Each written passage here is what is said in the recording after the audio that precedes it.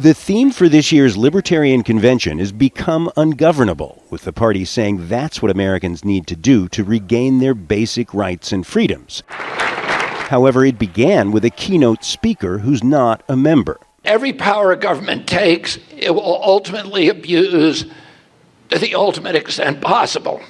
On Saturday, it continues with a speaker from the rival party whose goal it is to steal votes from the Libertarians, former Republican President Donald Trump. The usurpation of the party, as many Libertarians see it, has some seeing red. In the 53-year history of the Libertarian Party as an independent political entity, this is the biggest betrayal that's ever happened from leadership, where you would actually give our stage, our time.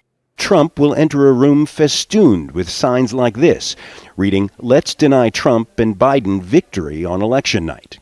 Personally, I don't like it, but I'm also rational enough to say if this draws attention to what we're doing here, maybe it's worth it, but I'm skeptical that it is.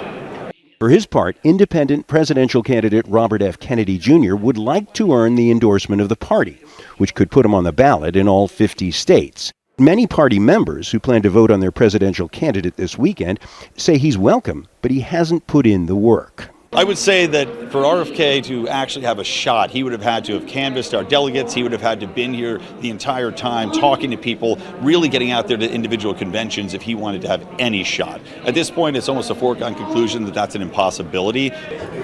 The Libertarians are a big tent party. They have several candidates of their own. There's an emo caucus, that's a real thing. Some of them, like Kennedy, some of them like Trump, but the one thing they all have in common is they believe the government that governs least governs best. Kennedy, who recently said a worm ate part of his brain and died, is unlikely to become the Libertarian standard bearer, but on Friday he earned the applause of many of its members. Maybe a brainworm ate that part of my memory.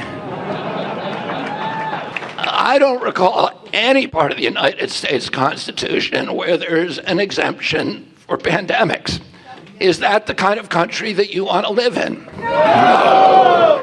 For a third party in a system dominated by two other parties, the gamble is that using big-name candidates to draw attention to libertarian values might be the price for losing votes to them. Thank you all very much. And God bless. John Hendren, Al Jazeera, Washington. Make sure to subscribe to our channel to get the latest news from Al Jazeera.